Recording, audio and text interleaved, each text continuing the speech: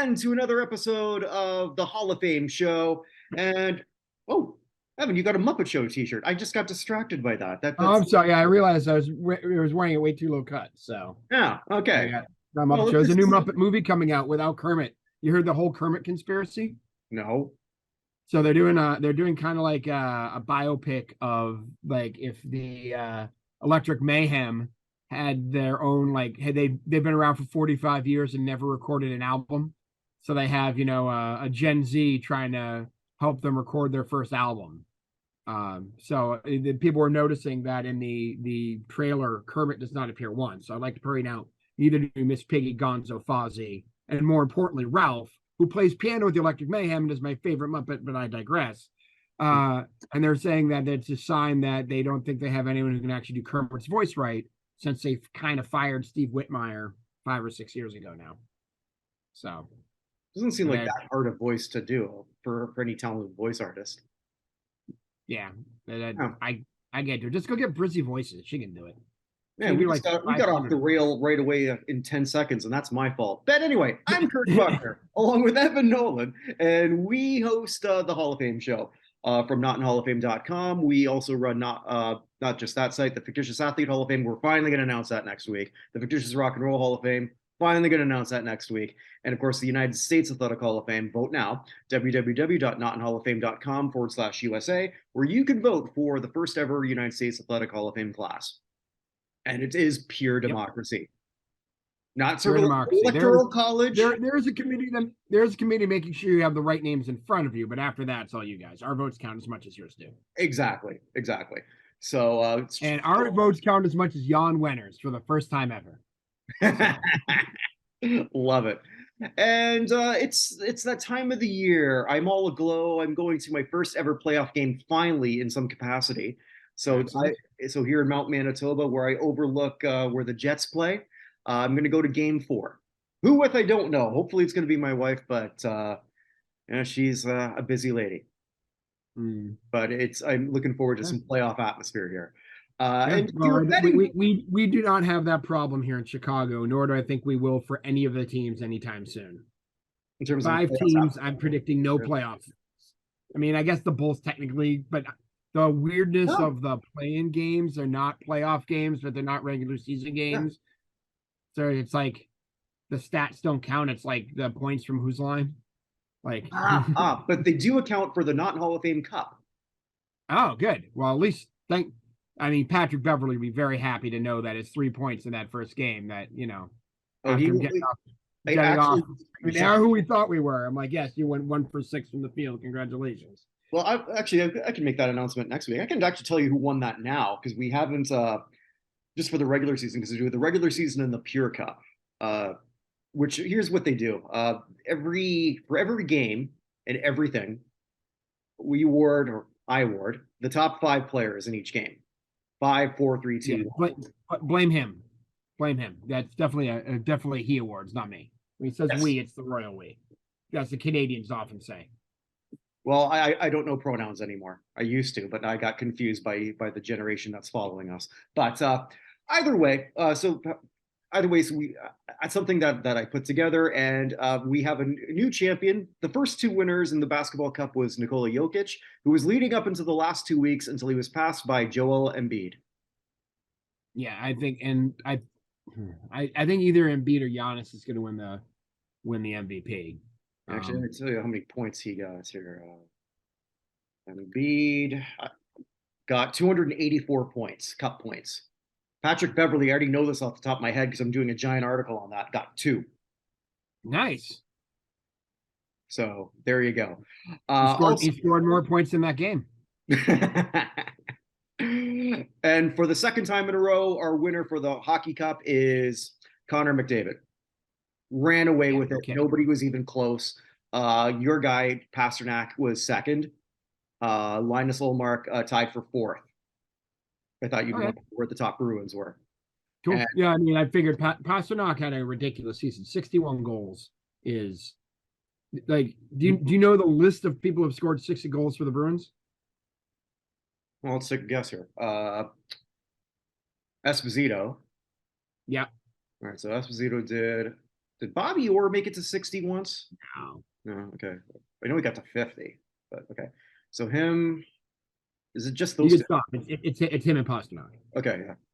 So it listed as Esposito, Esposito, Esposito, Esposito, and now Pasternak. Okay. Esposito did it 4 times with the Bruins, which is, I know it's a different era and goalies were standing straight upright and everything.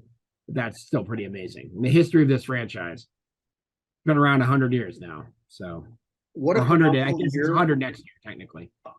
You know, one of the best years by a Bruin probably in the last 10 years, and he doesn't have a hope in hell of winning heart. No. And none of us feel bad about it. Like, McDavid was insane. I mean, what we were worried about most of the season was that Pasternak, they weren't going to resign him. But when they resigned him in March, and then he went on the goal scoring tear, he went from, the mid 30s to 61 pretty quickly. That, like, he would be worth a lot more. We signed him 8 years, I think 80 something million. It'd be way more than that if we waited until the end of the season. So at least we got that going for us. Now, to the winners, the cup is right here in the base of Mount Manitoba, specially guarded by Winnie the Mini Dachshund. So it's very secure. But you have to come here to Winnipeg to get it. Now, before the first cups were awarded in Barbados. I don't know why you didn't come there. But now it's a much quicker flight. All right, Winnie, you'll protect it, right? Yes. She's checking the perimeter as we're looking right now. Absolutely. So just checking the room. Right. And agents put this in their contracts. It's a big bonus stuff. Why not? I think they should. So there's that. Also, a big change on the site. We've revamped the basketball list and the football list for those to consider for those respective halls of fame. What do you want to get into first, basketball or? Let's do basketball because that Hall of Fame was more recent with the changes. And I apologize. I thought I had that window open. I don't. But I already know right off the top of my head who is first on basketball. And this is going to be a really easy thing for other people next year. Vince Carter is number one. Now, I've been on record saying Vince Carter, and this is coming as a Raptor fan, and where there's obviously a few issues that I've sort of dealt with Vince Carter, and I think they're all accurate, but Vince turned himself into an exemplary mentor and teammate, something I don't think I would have ever thought watching him play. But by far and away, this is also why I thought that Tony Parker might have got left behind, only because there's not any giant names other than Vince. So rounding out the top 10 is Max Zlotski, Vinny. One of our favorites on the site. Yeah, one of our favorites on the site. One of your favorites, based on a lot of people, and I say you collectively, because his vote numbers are higher than almost everybody else, which is also what we factor into. So this is not necessarily my personal top 10. This I will input players in, and then whatever comments, votes come, will alter how things go. So Zlotski's number 2, Larry Faust number 3, another favorite, which is sort of interesting. Basketball players it's the inverse of football, where recency bias works against people in basketball, whereas in football it usually doesn't help you. So Chauncey Billups is now number 4. Now I think this is a great opportunity for him. He's been a finalist before. I think he's going to get in. Number 5. Makes sense. Yeah, number 5 is makes sense. Yeah. Number 5 is someone who was an elevator down recently. He's not getting in. Sean Kemp. He's not getting in this year. No, he is not. He just got was it arrested? I think for what I saw that this morning. I'll let me go right to the article. Second degree battery or assault or something. I'm not huge on checking on Munch Johnson. Charged in March shooting. First degree assault. Yeah, so this is going to be Kemp has just shot his way out of a shot for this year. Buck Williams at 6, Kevin Johnson at 7, Gus Williams at 8, Mark Price 9, Marcus Johnson at 10. So a lot of those guys have a much better chance than they've ever had before. Because Vince Carter is taking one spot. I have a question for you. On the site, you have Aguirre at 11, And then Lambeer at 12, but he's like down behind Walter Davis and Mari Stoudemire at 13 and 14. Is that just a numbering issue or is it a Yeah, that'd design be a issue? numbering issue. Numbering issue. So Walter Davis is 12? Walter Davis should be 13. All right. So Lambeer is 12? No, Lambeer is 11. Where's Mark Aguirre then? 12. Okay, so there's a numbering issue there. Okay, I'll fix it. Right. Yeah, just Oh, no, I appreciate that.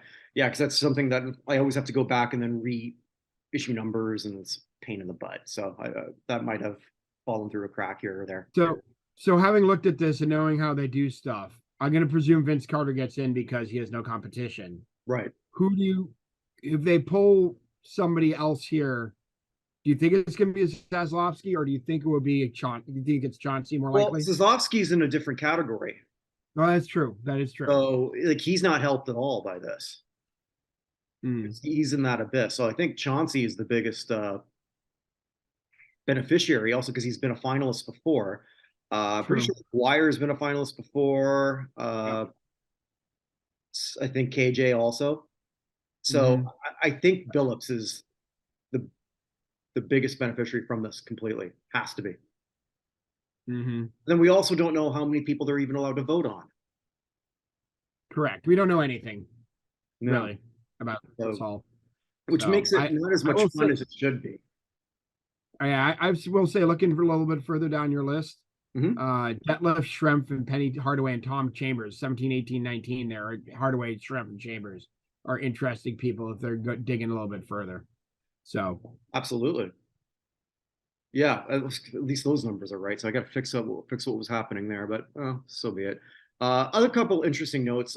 Based on votes, Rudy LaRusso jumped from 40 to 28, which I thought was fairly impressive. Okay.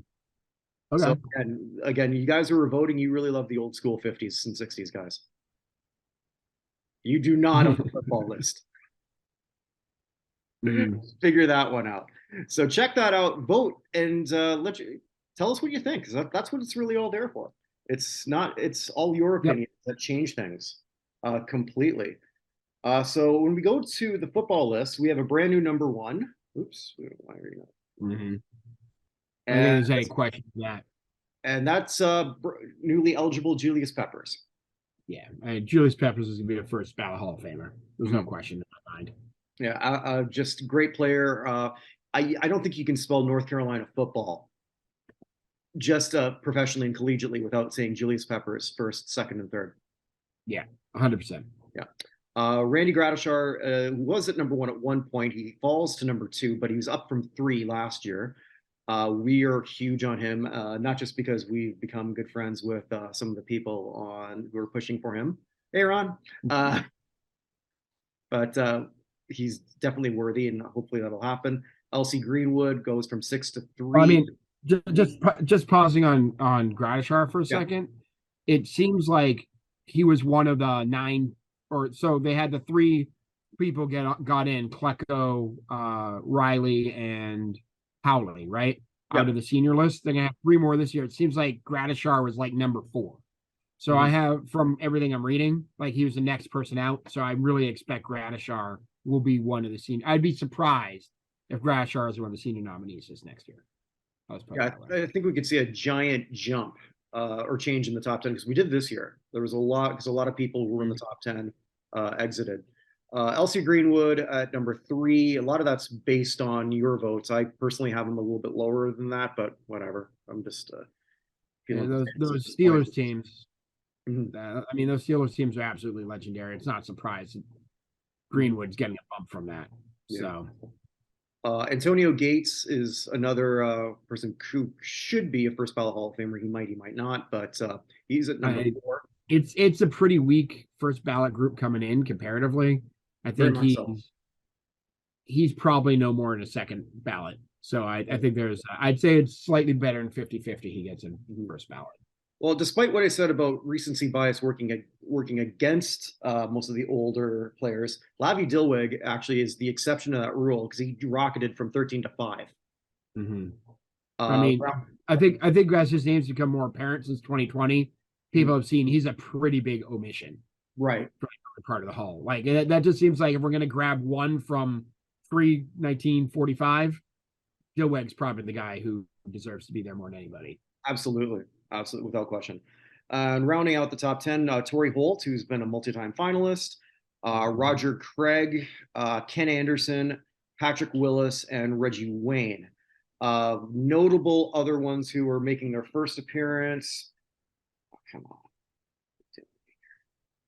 I will be going on the record and say that number 11 on your list, Jim Tyrer, is not making the Hall of Fame this year. No, yes, the Chris Benoit professional football will not get in. Yes. Yes. Haloti Nagata, I always pronounce that wrong, so apologies. At 44, and where is he? There's another one I wanted to mention really quick. Eric Berry at 156. Okay. I think Eric Berry was somebody who was really on his way, and then injuries. Injuries just took him out. Football one is so hard to do. Sometimes they'll latch onto people who come out of nowhere, and then I always have to like give another like fourth, fifth, and sixth look. And then that's the great thing where we have these debates, trying to figure out where they really fall in the pantheon of famedom, let's say. Yeah, I'm gonna say I'm making my predictions for the 3 senior finalists right now. You ready? I'm ready. Gradishar, not Shannon Sharp, Sterling Sharp, and Roger Craig are the 3 they're gonna go with. Be a good 3. Ken Anderson might get in there, but I think they just put a Bengal in. I think Anderson's in shortly. I think that it's those 3 are my guess. There's been a lot of push for Sharp in particular, comparing him in where he was with Terrell Davis, who got in a few years ago. And I know Davis won MVPs in Super Bowl MVPs, and Sharp did not. But any of us remember Sterling Sharp? That man was insane. That man was super duper good. Absolutely. So, yeah, no, those are good predictions. I don't even know that I would change any of those. Yeah, Lavi Dilwig will get in eventually, but they're gonna try and get some of these people alive in first. I would think a bigger priority, frankly. But yeah, they always. No offense to the Dilwig family, but I wouldn't have had Klecko with somebody last year, but we don't completely know the thought process there. I do have to say, Klecko was my favorite knock on the door, though, that they did this year. I did like that. See those videos? Yeah. Yeah, knock on the door. Hey, honey, Joe Namath came to lunch. Oh, jeez, Joe. Just by the way, that is a way better way for the Pro Football Hall of Fame to do it. Sending the actual Hall of Famers to deliver the news so the new guy, I can't think of his name, is not making the Hall about himself. He's making about the actual Hall. But doesn't it say everything you need to say about that? The fact that you couldn't remember what his name is. Neither can I, frankly. It's Jim Porter. Jim Porter is that his name? Sounds good enough. I will look it up. But I mean, just after our previous president of David Baker. Yeah, David Baker. I'm just trying to get the guy's name. It is Jim Porter. There you go. Look at that. Baker, who never met a camera that he wouldn't mug for. And boy, did he have a mug for it. That's true. But my question is, now they've done it twice in a row, who are they going to get Ty Law to get in next year? Because he told Richard Seymour and then he told Darrelle Revis. So, because he and Darrelle Revis are both from Alakippa, Pennsylvania. Well, the only one I can think of would be Wilfork, but that doesn't seem seem getting over any hump. He might be the defensive Heinz Award. Could be, but that's actually a really good transition. Actually, it is, because I missed something, and usually I'm really on top of this sort of thing, so I'll have to write about that today. I missed completely that the New England Patriots Hall of Fame have announced their 3 finalists. I don't actually know who they are, so I'm really excited for you to tell me. So it's actually the 3 most obvious of them. So last year, Wilfork was voted in. The other 2 people on the ballot were Logan Mankins, who's going to return to the ballot for the 2nd time. He's a 6-time Pro Bowler, 6-time All-Pro. Somehow was on the Patriots all the years they didn't win. So he was drafted in 2004, 2005 draft after the third one, and then left the year before 2013. He went to Tampa. So, but Mankins, who Dante Scarnecchia, who is getting in, we announced that last week, who's the offensive line coach, who coached pretty much all the offensive linemen in the team for 30 years, says it's the second best offensive lineman in the history of the team. So John Hannah's number one, no offense to anybody else. He will always be number one for this team. Absolutely. But he says that Mankins is two, over Bruce Armstrong, who I would pretty much consider two. So we also have Mike Vrabel returning for the 7th time to the ballot. He played for the team from 2001 to 2008. Also caught 10 passes in his career, all 10 for touchdowns. That is efficiency. That's got to be a record, right? Christian Fauria is still better about that from the Super Bowl when they called the tight end pass to Vrabel and not to him. So he's back. And then the one who I was hoping would not be here, Bill Parcells, is back for the 5th time. So Parcells was 32-32 as a coach, famously was negotiating with leaving for the Jets, not your Winnipeg Jets, the worst one. And during the Super Bowl week, they ended up losing and he left. So the argument on one side is that he gave legitimacy to the team that almost moved to become the St. Louis Stallions at one point. People don't remember that. And that his being on the team legitimized the team after everything else. The other side of that is that who negotiates their leaving the week of the Super Bowl? Like just the bad taste in their mouth and everything else. And although in college that happens all the time. Well, that does happen all the time. It does not happen all the time in the pros. No, it does not. So it's an interesting group. Honestly, if you want to, Chuck Fairbanks is probably a better coaching option. He was a coach of the Patriots in the 70s. Should have brought him to the Super Bowl, except for the phantom roughing the passer call on Sugar Bear Hamilton, which I'm still holding against the Raiders. You could say whatever you want about the Tucker rule. The phantom roughing the passer call in 75 was a worse call. But like he was a better choice, in my opinion, than Parcells. What I'm concerned of, and I posted this on Mike Reese's announcement when he came out with this, is that we're going to split the vote between Mankins and Vrabel, and Parcells, who's 82 years old, is going to get elected, and then he's going to get his red jacket, and over half the audience is going to boo. Well, who have you voted for? Because you said I voted for Mankins. That's who. Okay, I'm going to do after this show. That's who I'm voting for. Although obviously I'm not ingrained in the Patriots like you are. I just love great O linemen. Mm-hmm. And there's other about Vrabel, who I think belongs to Hall of Fame. He's been here 7 times, but it's also weird to me to elect the coach of another team. Right. Well, so Vrabel, it's a little bit weird to me, particularly since Vrabel was never an All-Pro.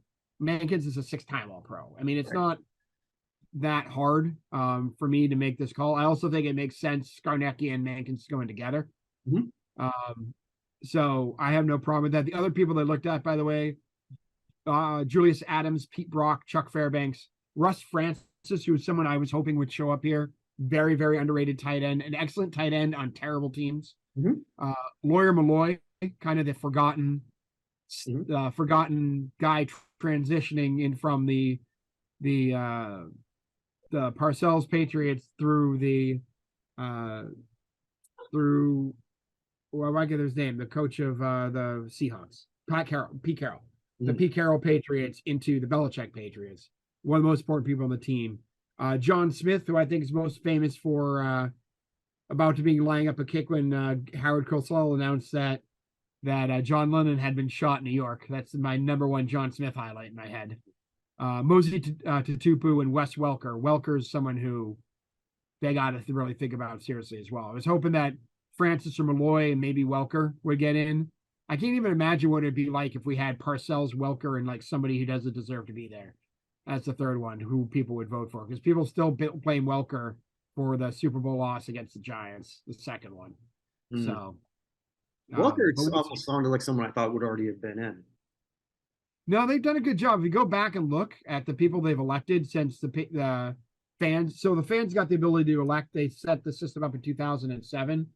They elected Stanley Morgan, Ben Coates, Jim Nance, who is still the franchise rushing leader, Sam Cunningham, who is right behind him, Drew Bledsoe, Troy Brown, Teddy Bruschi, Ty Law, Willie McGinnis, Kevin Falk, Ray Claiborne, Matt Light, Rodney Harrison, Richard Seymour, and Vince Wilfork. Like, I don't feel like Welker, say what you want maybe about Claiborne, although Claiborne was hugely underrated. He was the cornerback across from Haynes all those years.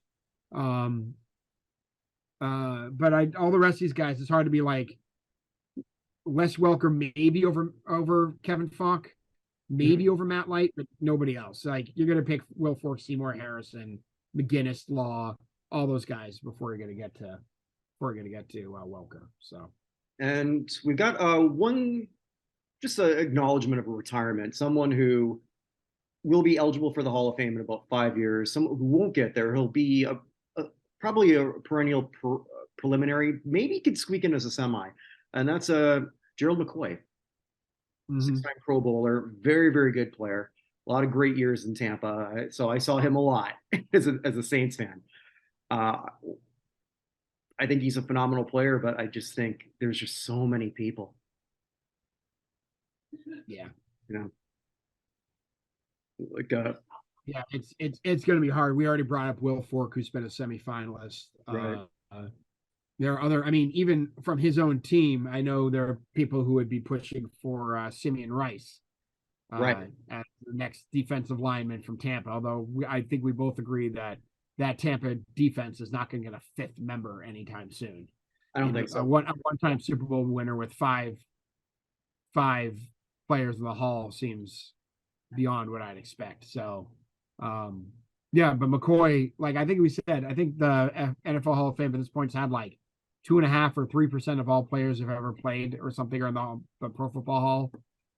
And he's probably like somewhere between 5 and 10% player, if that makes sense. Yeah, I mean, he's better than 90% of people who've ever played, but I think he's just going to end up short. But I mean, that is a hell of a career for him. It's a great career and something I think we needed to acknowledge. And 100%, he's going to show up on your list somewhere. Oh yeah, he's going to be ranked. Definitely on your list. And anyone whose retirement's going to end up on your like top 250 list is someone we definitely need to discuss for sure. Are you at 250? I actually don't know how many you do now.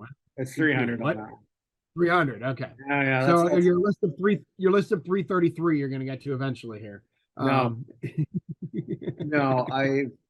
Again, for someone who pretty much stays at home all day, I can't believe how thin I'm spreading myself. It's not showing on my body, but my God, it's. I got an interesting story before we go on though. So, actually, I'll save that for later in the plugs. All right. I'll save that for the plugs.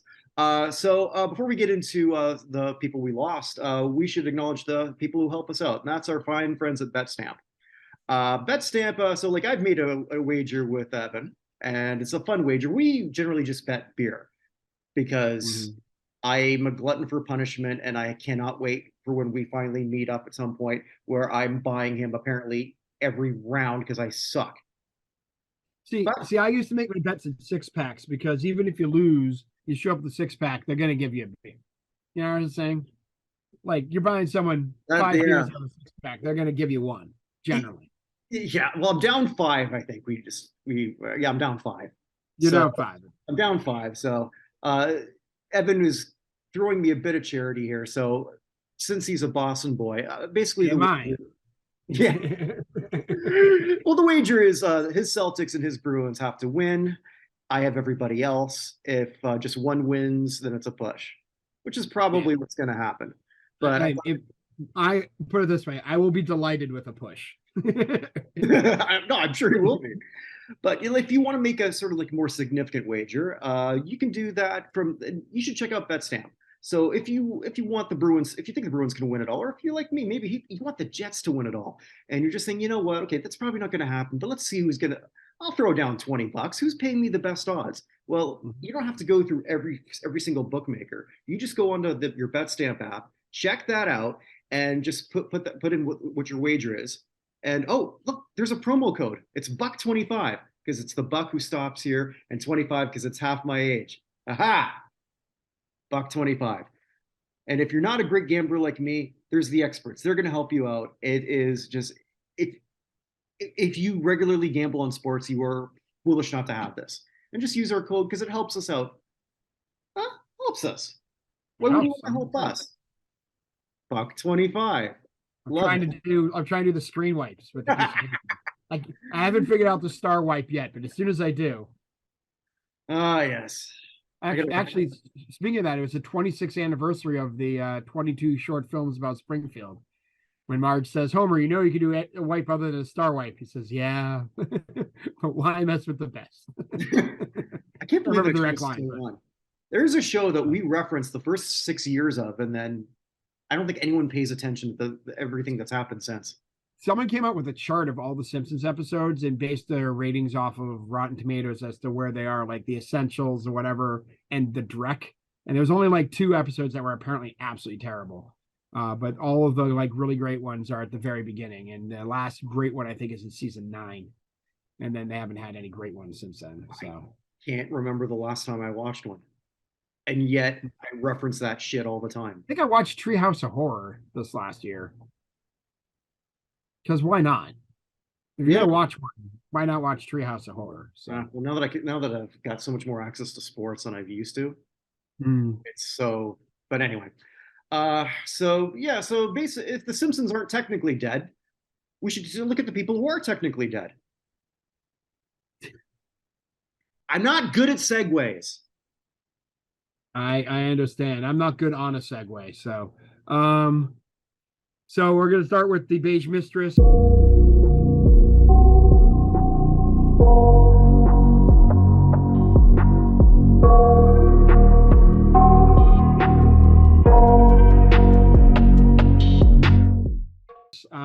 Took Andras Zinska, the Hungarian middle distance runner who competed in 1972 Olympics, passed away at the age of 75. So only one Hungarian victim for our Beige Mistresses this week.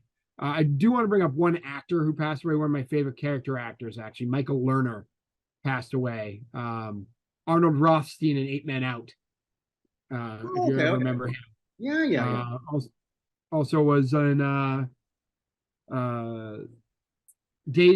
X-Men Days of Future Past, Barton Fink, a few other stuff. Just one of those guys like, oh yeah, I know that guy when he shows up on stuff. But he passed away at the age of 81. From the world of auto racing, we lost Craig Breen, the Irish rally driver, died in a training crash at the age of 33.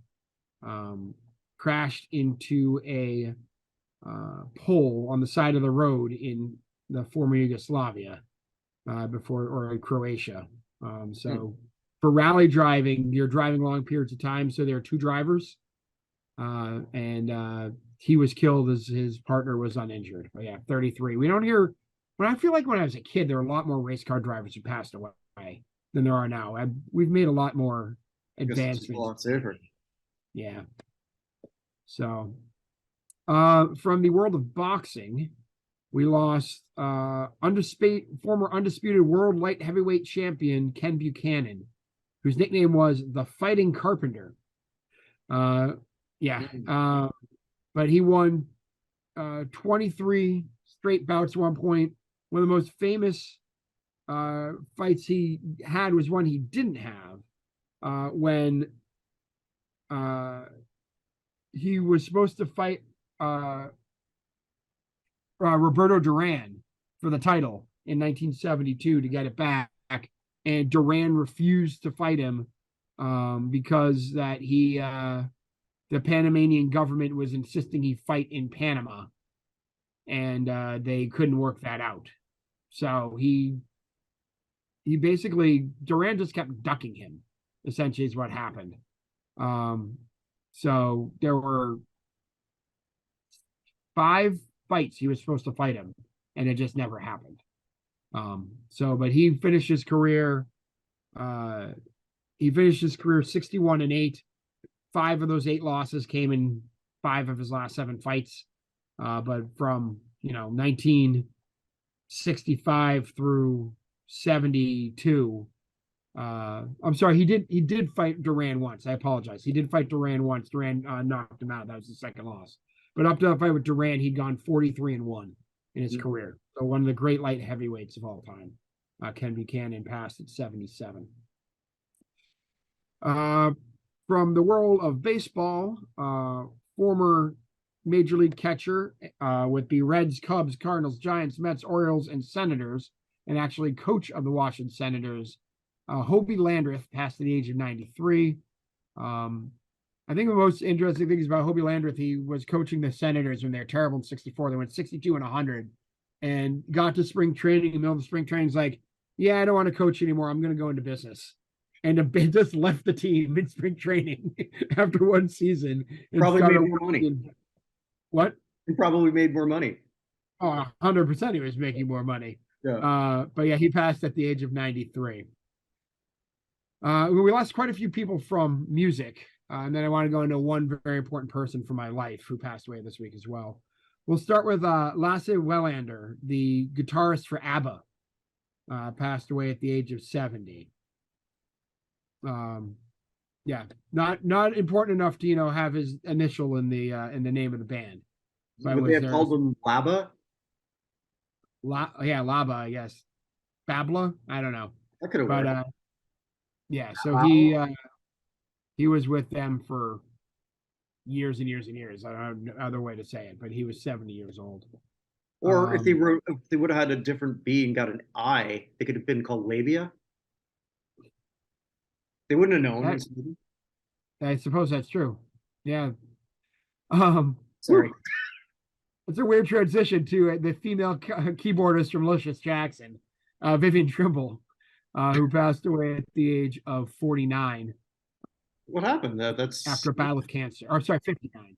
At the age of 59, battle of cancer. Okay. So yeah.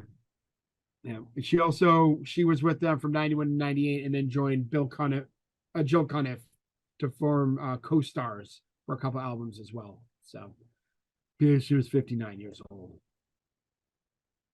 From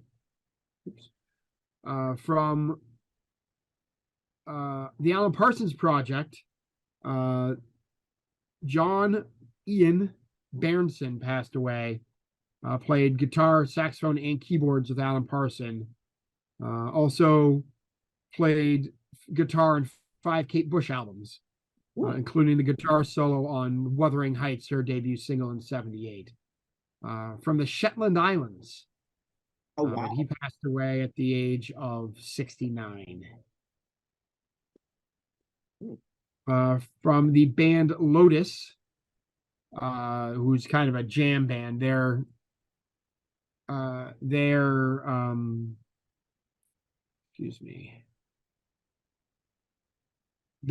drummer Chuck Morris passed away at the age of 46. No, hold on, I'll get you the right answer there. Yeah, it was 46. He passed away at the age of 46. He actually had gone kayaking with his son, and they've disappeared. They unfortunately found both his and his son's body. But yeah, passed at 46. The biggest name from music for me this week was Mark Sheehan, who is the main guitarist for The Script, and also wrote one of my favorite songs of the early 2000s, When a Heart Break, You Don't Break Even. You know that song? He also wrote Hall of Fame. They're going to put you in the Hall of Fame. Yeah. So he wrote both of those songs. The Script, 2-hit wonder from, 2000, 2001, 2002, sometime around there. But he passed away at the age of 46 as well, after an undisclosed brief illness. A lot of young ones this week. Yeah. And then one very old one. The big name for me this week who passed away was Al Jaffe, who doesn't have anything to do with what we're doing, but was very, very important to me growing up. Probably best known for his work on Mad Magazine as the cartoonist with the fold-in cartoons in the back. Mad Magazine was a very important part of my life growing up. He is a Hall of Famer. He is a member of the Will Eisner Hall of Fame, which is given to people for their creative achievement in American comic books.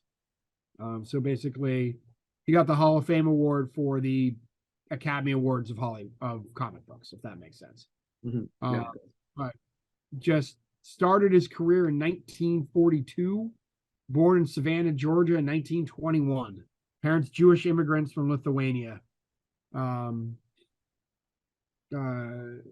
So just, it's hard to describe, somebody who was such a part of your life for so long. It's hard to describe what he meant, but just his work, particularly on Mad Magazine, all the way through is, I don't know, just one of the foundational parts of my life, my sense of humor, everything. So Godspeed, Mr. Jaffe. 102 years old is pretty good. Yeah, to think that there's a whole generation that won't even know what that stuff is. No, well, Mad doesn't publish anymore, and you can't really do a fold-in cartoon on the internet. No. So, but yeah, I have a bunch of them here. If my son ever wants to discover them and wants to do the Clintons, meet the Clintons, they're America's family. Daddy, what does it mean about the lighter side of hippies? Yeah. From the town of Little Rock, and the one in charge is Hillary. Yeah, that was a 1996 edition of Mad that I've memorized all the lyrics that they wrote out to the Flintstones theme song. So, no, I'm sorry, not 1996. It had been 1992 episode or thing. I have a bunch of them hanging around. So, Used to get a bunch of those cracked ones, the Mad ripoffs. Yep, and Spy versus Spy. Yeah, favorite things. So I even actually at one point had the Alfred E. Newman What Me Worry board game, which was the opposite of Monopoly. Whoever had the most money lost. Yeah. The object of the game was to lose up all your money. Yeah, lose as much money as possible. It was fantastic. That game was great. And you're like, oh no, I got $50,000. And they had something where it was like a 1,420,000. Yeah, it was a really random number. I can't remember anymore. That game has unfortunately disappeared. I need to find another copy of that game. That was great. Maybe that'll get into the Toy Hall of Fame. Probably not. Unlikely, but it was a good game. So, all right. You go the other way. You got Monopoly, you got Acquire, you got those type of games. I was cheated in Monopoly. No, everyone always cheats Monopoly. That's why I never play Monopoly. Yeah. So now we go to elevator up, elevator down. Elevator up, elevator down. Where I look at who's had a bad week or who's had a great week that really helped their Hall of Fame chances. I'm just going to go with two elevator downs. One's a repeat offender because it has to be mentioned, and that's Rudy Gobert. Punched a teammate. I think the frustration of knowing that he's not making a difference, he's in decline. And this is the basketball version of the Herschel Walker trade. And sure enough, it happens in Minnesota. I mean, it's worse than the Herschel Walker trade. Herschel Walker was at least a useful player for a couple seasons. Well, Gobert's still a useful player. He's just not what he was. All right. I guess that's true. But he's let's say Utah builds from all of this and they build an empire. Now, you're a huge fan of Walker Kessler, so am I. Yeah, I mean, would Utah trade Walker Kessler for Rudy Gobert straight up at this point? Not right now, they wouldn't. Not 100% they wouldn't. So they got Walker Kessler and a whole bunch more. So right. Rule number one of trading with Danny Ainge, don't. If Danny Ainge is offering you a deal, it is not going to work out in your favor. Mm-hmm. So I think even if Gobert goes back to mid-Utah levels, and he's not, you're still losing this trade. And the better that Utah gets and the worse that Gobert gets, the worse his Hall of Fame look becomes. We've said when we debate our football shows how often that the Dallas Empire or Dallas Dynasty of the early 90s hurt Herschel Walker. Now it's Herschel Walker. Now Herschel Walker sort of like talking that hurts Herschel Walker, but yeah.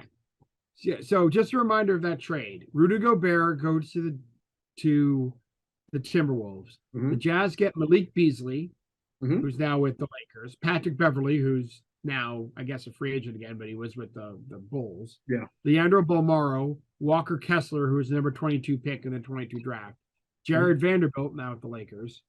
A 2023, 2025, 2027, 2029 first round pick, and a pick swap in 2026. Mhm. That is disaster. And Minnesota's going to go to the bottom of the barrel. Towns is going to eventually say, "Screw this." Mm-hmm. I'm surprised he hasn't made noise about wanting out of that team already. Yeah, it's not good. No, it's not. It's sad, and I don't necessarily have anything so much against Rudy Gobert, but narratives matter. Yeah, 100% do. Yeah. Now, my other elevator down, you may not. And honestly, here's the other thing with Gobert, just in his Hall of Fame candidacy. One of the things he's going to be best known for is being patient zero on COVID. Yep. Honestly, that's one of his career highlights. It is touching all the microphones on the way out. Mhm. That's going to be something that's going to be replayed. It was meant to be a stupid joke or something he didn't think was as serious as it was at that point. And it's going to be one of the major things. And that's also got to be weird too, because Karl Anthony Towns' mom was one of the early people who died of COVID. That's got to be an awkward sort of situation. It could be. Also, too, I remember him crying, literally crying when he wasn't picked as an all-star. I want my athletes to be mad at that, not to be crying. Mm-hmm. Like, I'll never forget when Adam Morrison was in the middle of the last game where Gonzaga got eliminated. He's just standing there starting to bawl. Well, and then he was on the ground. Yeah, did he go in the fetal position after? No, he was lying face down. Oh, was it? Okay. I just like they were showing highlights of that. They were showing highlights of that and then showed him in the crowd during the NCAA tournament because he was there for Gonzaga in the crowd. Like, I prefer, and I forget which player. I can't believe I can't remember the damn name of the player. But I prefer the one who gets mad when they lose. Like, there was a Swedish hockey player in the juniors, and he was so pissed off. He's got to be in the NHL now. I can't believe I can't remember who it is. They lost the gold medal game. He threw his silver medal into the crowd. I want that guy. Because that guy didn't want to lose. Not Dale Hunter cheap shotting Pierre Turgeon after you lose, but Well, throwing away something that does that you know where I'm going with that, right? Yeah, no, I get it. Yeah, I know. I don't want the cheap shot guy. That's not what I mean. But if there's clearly other issues and something. I don't see how it doesn't get to him anyway, knowing what he pretty much already knew. How to know from right there at the start. Like, you traded how much for me? Mm-hmm. There's only so many players that you could say are worth that, and he wasn't it. Yeah. It's interesting. They were talking about this on the BS Report this week or whatever, the Bill Simmons podcast. I guess it's not BS Report anymore. Mm-hmm. About how nobody has any idea how many first round picks you have to trade for anybody because of that trade. Yeah. Like, who were you? Like, it's one first rounder. The Celtics got Brogdon for one first rounder. They got White for one first rounder. But if you're going to trade, let's just hypothetically say that the Celtics aren't going to re-sign Jaylen Brown and we're going to trade him because he becomes a free agent next year. Mm-hmm. How many first round picks do you have to trade for Jaylen Brown? If Gobert's 4, Brown's probably going to be third team or just off the third team All NBA. Mm-hmm. Is that 6? Like, at what point do you just? I don't even know. By the way, speaking of someone who has a lot to go with the award season, if Jaylen Brown is third team All NBA, he could sign a max contract with the Celtics. If he's not, he can't. And then he probably becomes a free agent. The difference between him making 13 All NBA and not making 13 All NBA this season is about $110 million to him. And whether or not he stays with the Celtics team. There's something so colossally wrong with that. Like, it's voting on it. It's insane. Tatum can also now sign the contract because he's done 2 out of the last 3 years. He'll definitely be he'll. My guess he's first team. I'd be shocked for second. He's probably a first team All NBA. So he will have done All NBA last 2 years, so he gets it. But it's just interesting that so much depends. The Celtics franchise depends on the outcome of writers voting. Okay. Before we go to my other elevator down, so something that Jalen Rose said, where he thinks that scoring titles should be based. I don't know if he actually said it this way, but not necessarily based on points per game, but by pure amount. So as a Celtics fan, that would be good because that means Tatum gets it. Right. But it has never been measured that way in the history of the NBA. I'm thinking what I'm going to do is I'm going to like take a look back and just sort of the Jalen title and see how that would change everything. Yeah. That made me kind of curious. Yeah, I mean, the Tatum had the most. Embiid was most points per game. Just by the way, Tatum this year, the first Celtic ever to average 30 points a game in a season, which is kind of crazy. But and finished third in cup standings. Yeah, and finished third in scoring, or third or fourth in the league. I can't remember in scoring, which is crazy how many points there were. But yeah, it's been measured. Everything's been measured by per game forever, right? Like the batting champion isn't the person who had the most hits in baseball. It's the person who does it by average, right? Although, because if they did by hits, Kenny Lofton has a whole big different situation versus anybody else. Kenny Lofton's entire career changes from doing it by hits because he was way up there all the time, but he got more opportunities than everybody else because he's leading off. So I'm saying as a Celtics fan, Embiid is a scoring champion. I think I'm just going to do that over the next month and just play around with it. And then, sure. Because that might be kind of fun. There's the one guy, I can't remember who it was, the internet did, because they're changing it to positionless for the All NBA teams starting next season. So we went back and saw the people who didn't make the All NBA team but got more votes than somebody who did at a different position. Okay. And then what effect that was going to have on their, I think it might have been Pod of Fame did it. Jim Malak, right? Okay. On what effect that would have had on people's careers. It was an interesting one where like a couple people who never made any All NBA teams would have had 2. And I think one of them was Mark Price. I think it was someone who never made any All NBA teams, but as a guard had way more than like a couple of third-team centers. So he would have had 2 All NBA teams. And does that make a difference of Mark Price being the Hall of Fame? And I think the answer to that's 100% yes. I think it's 2 All NBA teams for sure. But because they did by position, they gave it to, I don't remember who the other person was. I read it like a week and a half ago. But it was really interesting. You can go back and find it somewhere. He went year by year as to what that means for the votes. So interesting. Well, the other elevator down is from the world of pro wrestling. And are you familiar with Vicky Guerrero? Is it everybody in wrestling again? No. This is very specific. Are you familiar with Vicky Guerrero? I'm presuming some relation to Eddie Guerrero. That's his widow. Okay. Now, following Eddie's passing, the WWE actually used her as a character, and to her credit, she was a phenomenal heel character for about like 4 or 5 year period, maybe longer. She drew massive heat. Everyone just hated her. So she did her job, did it exceptionally well, could just show up there on screen and just. Now, behind the scenes, everyone said that she was just the sweetest lady, except for one person. That would be, now I'm not trying to plug my book. Okay. That would be. You should plug your book. This is good form to do that. Well, okay, and I will. I guess I will right now. Chavo Guerrero Sr. Now, Chavo is Eddie's oldest brother. And in the book that I helped write, Chavo Guerrero, instant classic before he passed away, well, I'll be blunt, he hated Vicky. He never liked her to begin with. Actually, from what he told me, some of the other brothers hated her too. But his biggest thing that he couldn't stand, because actually is that she separated, like after Eddie passed away, She sent a letter to all the brothers, although Chavo didn't get one, but he did see it, and the mother, who's still alive. So she's got to be in her 90s now. I think she's still alive. Where she says, "I'm separating myself from the entire family, and you may not see your grandkids anymore." Specifically to, Oh boy.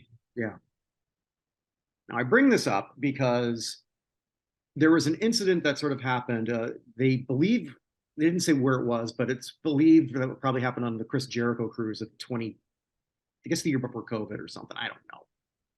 Okay. Anyway, so I have it pulled up. So her daughter, not the one who tried to go into wrestling, but another one named Sherilyn, went on TikTok and put a video out how she said that she was sexually abused by her stepfather, so Vicky's husband. Okay.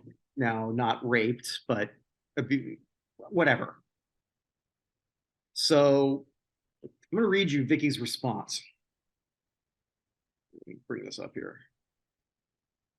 And I ask you this because you're, with you being a parent, right? I want your take on this because it's probably not going to be good. I'll tell you that right ahead of time. Probably not. Okay. Vicky's response. There are two sides to to a story.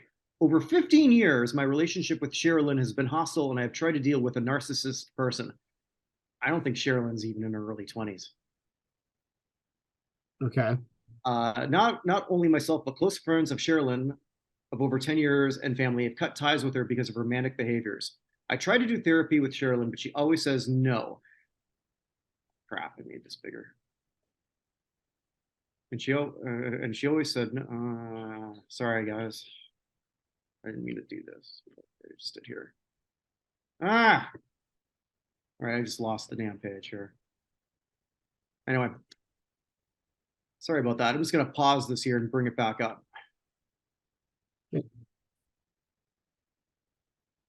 Okay, sorry about that, everyone. All right, so I'll just start from scratch. So this is Vicky's response. There are two sides to a story. Over 15 years, my relationship with Sherilyn has been hostile, and I have tried to deal with a narcissist person.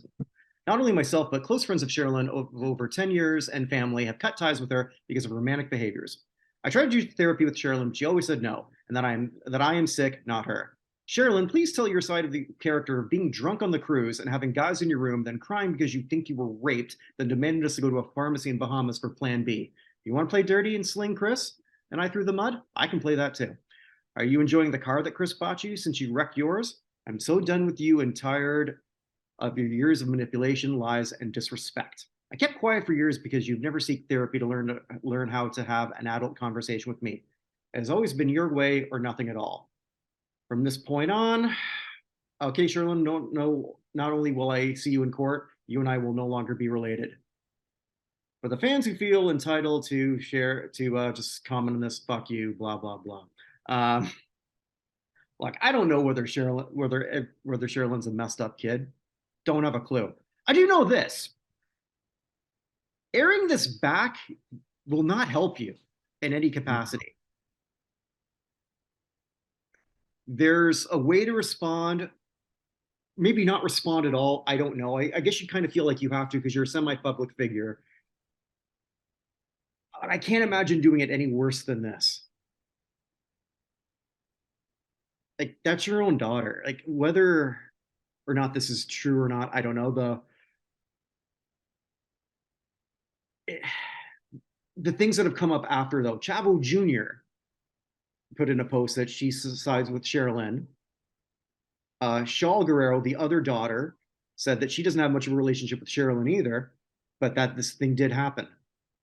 What kind of family is this? Sure as hell not the Bradys, but the reaction towards Vicky has been colossally negative, justifiably so, to the point where if any company tried to put her on TV right now, she was working in AEW as a manager, but she said that she was going to stop that in June. I don't see how you can put her on TV without a backlash from fans. Probably not.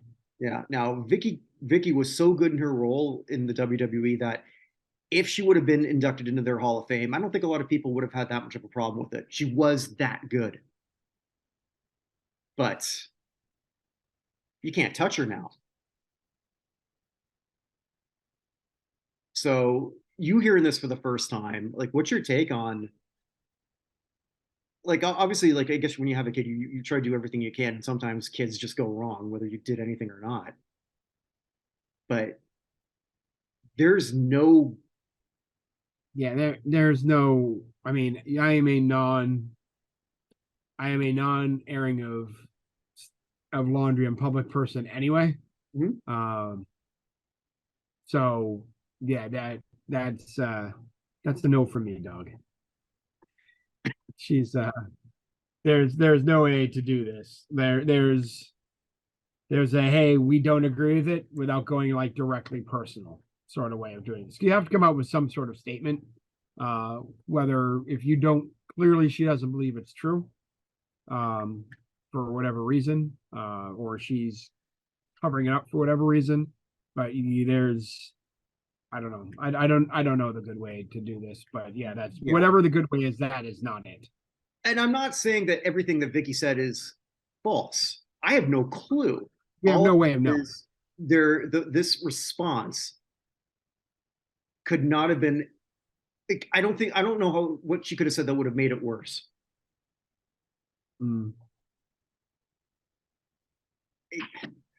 I don't know. I have no idea. We'll never know. But either way, I think any kind of Hall of Fame for that. Jasper agrees. You can follow him on Jasper _ the friendly corgi. I think that's sort of done, and I just wanted to bring that up.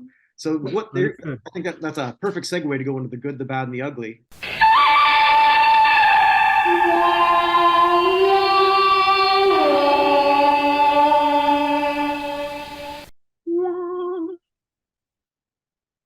So what do we have for the last week?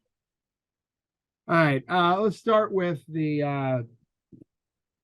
I guess I'll call this the bad. And it just makes me sad in general. This bad is sort of good. The good is ding dong, the witch is dead. We've gotten rid of probably the worst owner in sports, Daniel Snyder, who took he took one of the Washington D.C. has two religions. That is politics and what used to be the Washington Redskins, right? When I was down there for college, nothing else mattered. Like the Capitals and then Bullets, later Wizards, were definite second and third class citizens, right? They had the stadium right RFK, which is right easy to get to. They moved out to the suburbs of Jack Kent Cooke in '97. But the love was still there, and he just drove it entirely into the ground. And I mean, we've been through the laundry list of shithousery that occurred in that franchise over the last 20, how many years is that now? 25, over 25 years that Daniel Snyder has owned the Redskins, owned the Commanders, the Washington football team, the Redskins. And thank goodness he's gone. I'm not going to speak anything of the new owner. I don't know him well enough. I don't really have any real opinion on him. Magic's part of it, isn't he? I think it's part of it as well. That is true. But I mean, LeBron owns part of the Red Sox as well. So, but it's just frustrating that it took $6 billion in his pocket to get him gone. Like, he did all these terrible, awful, hideous things, and the only way that we can get rid of him is by forcing him the indignity of having to sell his team for 4 times what he paid for it. So we have to have some better way to remove these awful human beings. So him, Robert Sarver, and David, wait a minute, what was his name of the Clippers? Donald Sterling. Yeah, so they can all hang out together. Yeah, but just like, we got to have a better way to do it than this. There has to be some sort of like penalty, something on the way out the door. But that's just the bad. I'm glad that he's gone. I'm just like, I can't. It just frustrates me that you can be just a complete utter dickhead for lack of respect for the team, the history, everything, the people you work for, the people who work for you. And just be like, yeah, here's $6 billion on the way out the door. That was all. That's the thing I did. Oh, that's a good one.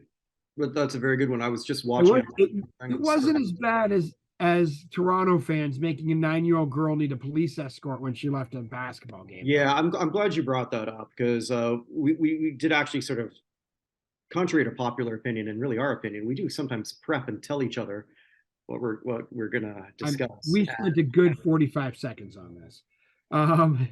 But 9-year-old DeAr DeRozan was back in Toronto, the city that raised her, really. She spent her first years in Toronto. Yeah. DeRozan is still the all-time leading scorer in Raptors history. I believe so. Yeah. There's no belief he is. Okay. And he will I be thought for that was I thought that was a question. Sorry.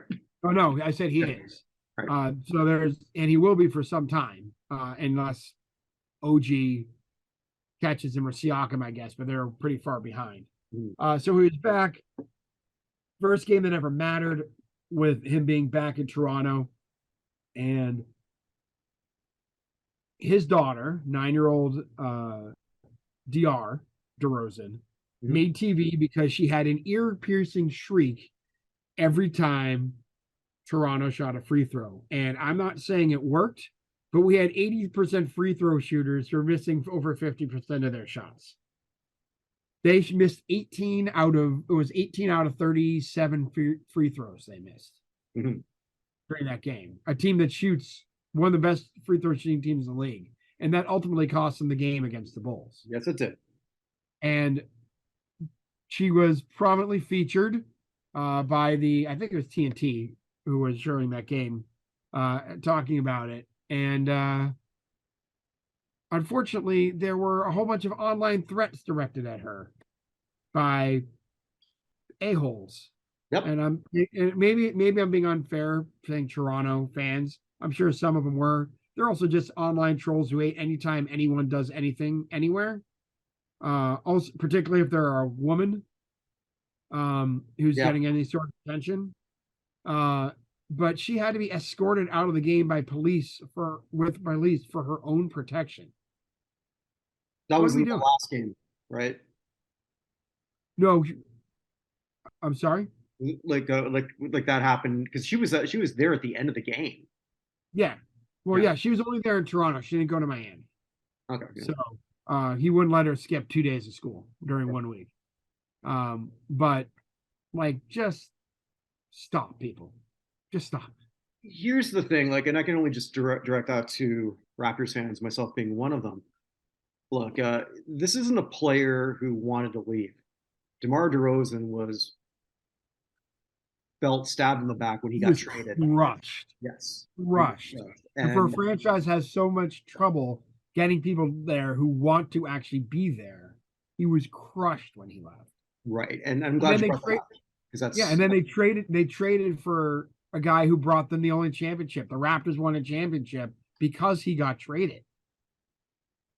The bitterness has to be off the charts. No, absolutely. Like, we talk about narrative, right? And I've said that about DeRozan myself too, that the fact that he got traded for somebody who actually brought them a title that he couldn't do will always sort of haunt him in, I think, a lot of people's eyes for a Hall of Fame candidacy. And what DeRozan has redone in Chicago is, I didn't see that coming. Saying that though, if you were a Raptor fan, he's been great this whole year. Yeah, he's doing great there. But if you're a Raptor fan and you did that, go fuck yourself. I can't really say it any more clearly than that. I'd say that if you would have done that to someone we mentioned before, Vince Carter's daughter, if there was one, like the year after, you don't do that shit either. You like, why? We're better. Okay, we're better than that. And if you're not better than that, what was it? What did Mike Tyson say? Everyone's a coward until they get punched, or something. Everyone's got to plan to punch him in the face. Or something like, yeah. And he also said he was going to fade into oblivion. There was a picture that I think that someone shared that in our group that had up. It was a Mike Tyson, Donald Trump, and Kid Rock at the front row of a UFC thing. 3 WWE Hall of Famers. Oh dear God, I never thought of it that way. Yeah, so it was sort of interesting for that aspect, but again, I've said this before, I'll say it again. UFC it's fascinating to me because when Trump was there, they did a "Let's Go Brandon" chant. Yet there's not a more diverse sport in terms of championships and people than UFC. Mm. And 20,000 people in Texas packed to see Amanda Nunes, a gay Brazilian, win a title in the main event. Figure that one out. Maybe we're not all that different. I have, well, I mean, gladiators is essentially, that's the closest thing we have to gladiators these days. I'm trying to be glasses half full. I'm in a great mood. The Jets are in the playoffs, so there you go. It's springtime in Winnipeg. When it's springtime in Alaska, it's 40 below. Johnny Horton song. That was one of my dad's favorite singers. You at least you didn't sing the song from the producers. So I've never seen it. Oh no, it's springtime for Hitler and Germany. Yeah, that's the main theme from the producers. Okay. Which was written by Mel Brooks, which is why it's extra funny. But anyway, lastly, we're going to go to the good this week, and I sent you a clip. Yep. A interview with Ryan Reynolds, and Ryan Reynolds, for those who don't know, you should probably know at this point, he and I can't remember who his partner is, bought Wrexham, which is, first of all, an awesomely named team. Secondly, a smaller club, soccer club, football club out of Wales. So Wales does not have their own league. Scotland does, Ireland does, but all the Welsh teams play in the English system. Oh, only, I didn't know that.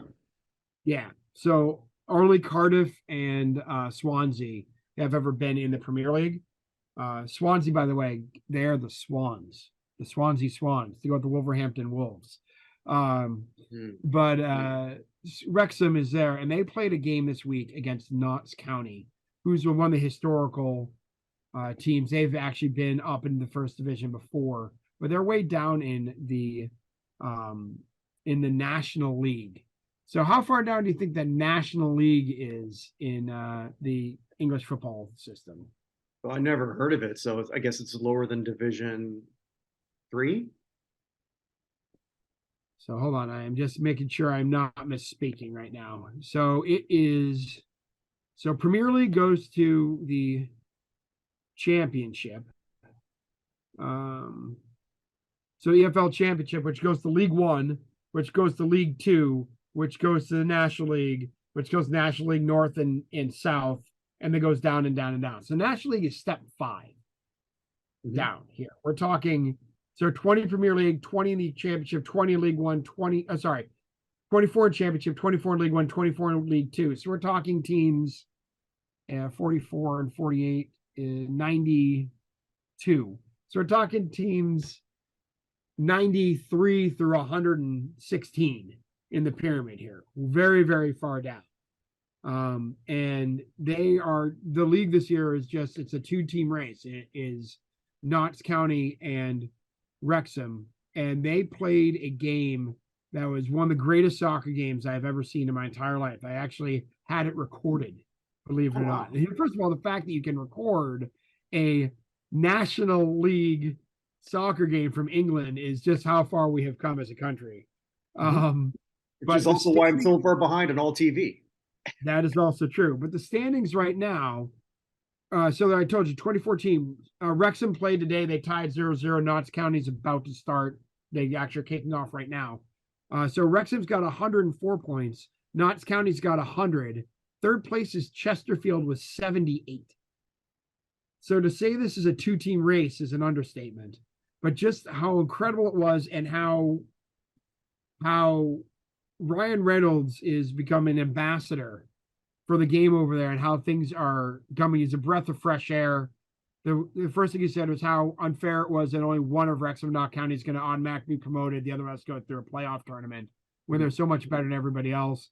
Talked about one of Notts County's directors that just passed away suddenly, and just brought like a classy air to everything. They're actually going to be playing a preseason game here in the United States against Manchester United next year, and in the run up to the season. But it just the pure joy out of that game all the way around. and the high level competition and everything. It's infectious. If you get into this, I know that soccer is somehow a third place, fourth place citizen here in the US. It's way better than a lot of the sports that people care about. And the ups and downs of the drama of every single game is fantastic. It's over in 2 hours. Baseball's been trying its darndest to get down to 2 hours again. So much so that they're hurting beer. So much so that they're hurting beer sales. They moved it to the 8th inning now. Yeah, the Red Sox are the first team to do that because we are cheap. We have the third highest value and the 13th highest payroll. All you need to know about the Red Sox ownership and how much we hate them. We had Bobby Dahlbeck playing shortstop the other day. Bobby Dahlbeck is like 6'5". It takes him 3 seconds to bend to the ground to pick the ball up. What are we doing? Anyway. If you ever have a comedy special on Netflix, I think it should be Evan Nolan. What are we doing? What are we doing? Yeah. Bobby Dahlbeck was my thing a couple years ago for what was wrong with baseball, because he struck out more than half the times he was up the bat a couple seasons ago for the Red Sox as a first baseman / DH. They didn't re-sign the guy who wanted to re-sign with the team in Xander Bogaerts, who's I don't know, having the best season of his career so far in San Diego. Third place in points too.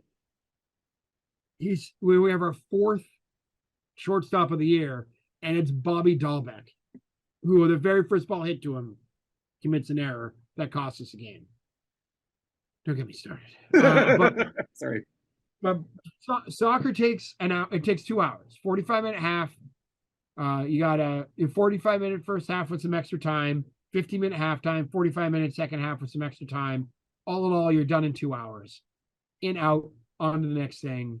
I know there's not necessarily a ton of scoring, but there's that much scoring in football. If you gave every soccer goal 6 points, it'd seem the same. That's a so yeah, I mean, you're going to have more 7 to, if we did it that way, 7 touchdown games in football, we have 7 touchdown games in soccer, but you're trying to score in a much smaller area in soccer than football. So that's part of it. But yeah, it's just the infection that came off that interview and just how fun that was. I just want to give a shout out to the National League Vanarama in the level 5 of the English pyramid. So there you go. Maybe he might get the Senators. Maybe. Yeah. So I guess that's closes. What we got? Okay. All right. So I've already promoted my book, so you can get that on Amazon, Chavo Guerrero Instant Classic. Working on a couple of things that should go up on hopefully the next week or so. It's just adding pictures here and there. So, but this crap was on national television. There's one that'll come up about Small Wonder, another one about Hit Me Baby One More Time. But I'm in the elevator going up here. And one of my neighbors, I've seen him all around, but I've never actually, I don't know his name. So he looks at me and he says, "So do you like the Beachcombers?" And I say, "Not really." "Oh, what about Relic? What if you wear a toque?" I say, "Funny you bring that up. I actually did a show about that." "Yeah, I know. I was doing a YouTube search and there you were." I was like, "I know this guy." And damn. Wow. Yeah. See, come to Mount Manitoba, then you meet some celebrities. There you go. Yeah. Good to know. So I got to tell Chris that. But yeah, he said, "Yeah, some of the people didn't like you based on the comments." Yeah, I know. It happens. Well, whatever. Welcome to the internet. Yeah, exactly. The How the Hell Did This Go #1 show. We've got a couple in the tank, but we're going to be doing a really good one next week. Pink, So What? She's still a rock star. She's got her rock moves. It's not a song that I like musically, but lyrically, I think it's fantastic. Might be one of my favorite songs lyrically that she's ever done. Maybe I'd say that the biggest one. Our review on Super Bowl III will come up. Don't tell me how that ended. I haven't got to the end yet, but look for that soon. I guarantee you know how it ends. Okay, well, something to that effect. Yes, actually, it's been a lot of fun going through old Joe Namath clips in his heyday. That's been a lot of fun, actually. So yeah, that and so much more in the Buchnerverse. So wherever you are, wherever you may be, stay safe, everybody. Take care, guys.